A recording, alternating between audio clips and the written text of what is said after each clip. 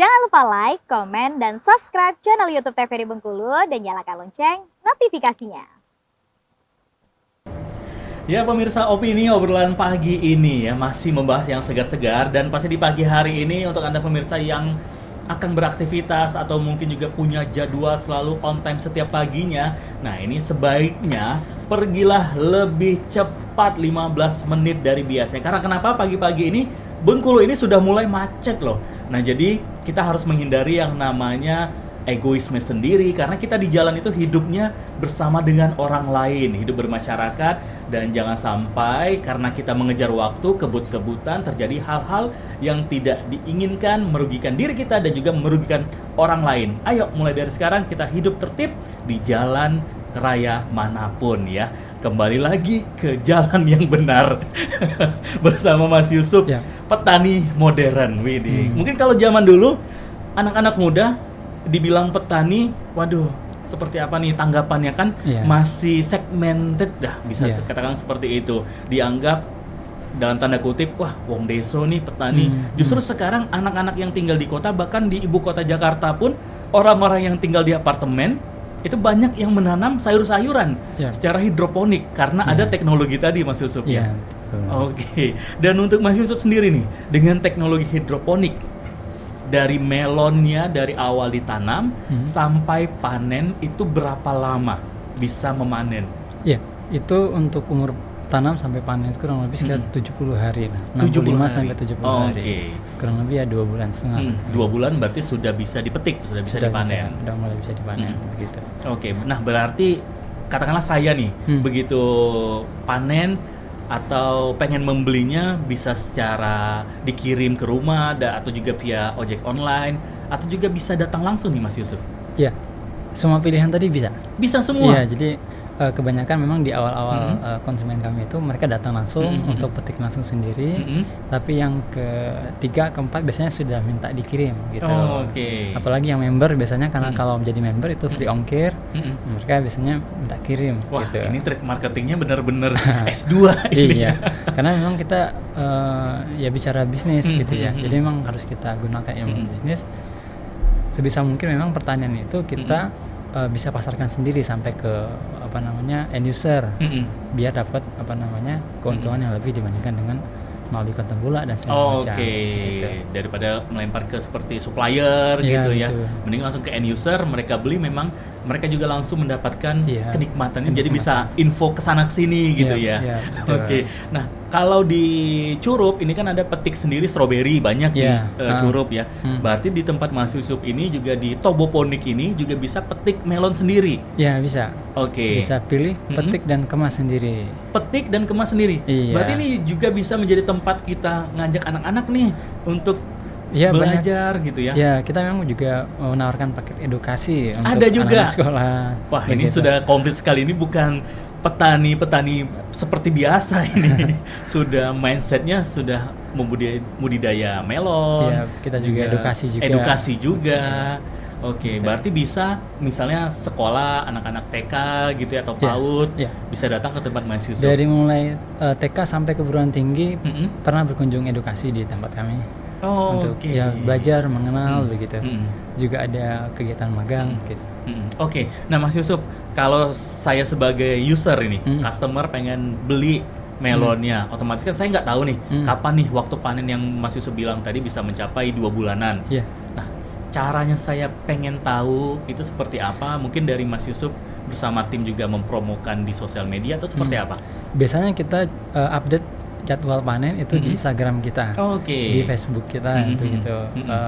Kalau yang biasanya sudah save nomor kita, biasanya kita di Broadcast story gitu kita ya? Oh, story, ya. biasanya orang langsung saya keep order begitu dan segala macam. Jadi cukup pantengin aja Toboponik Instagramnya, nanti kita update kapan launching panennya. Kita saat ini sudah 43 kali panen. Dari awal berdiri Dari itu awal ya? berdiri sudah 43 kali panen. 43 kali panen. Iya. Wow, luar biasa sekali ini ya. Nah, kalau untuk saat ini Mas Yusuf, dalam waktu dekat ini sudah ada jadwal panen kah? Ya, saat ini kita sudah masuk pertengahan panen, sedang berjalan proses panen, sambil menunggu beberapa buah yang matang.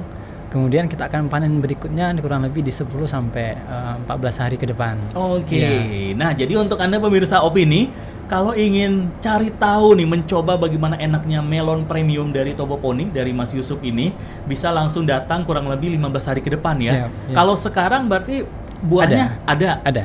Oke, tetap ada juga ya? Iya, sedang ada, cuman harus dipilih karena ada yang memang dia matangnya nggak serentak gitu. Jadi ada yang sudah matang baru bisa kita pasarkan gitu. Karena memang buah kita ada garansi manis, nggak manis kembalikan. Wih, Gitu. garansi uang kembali.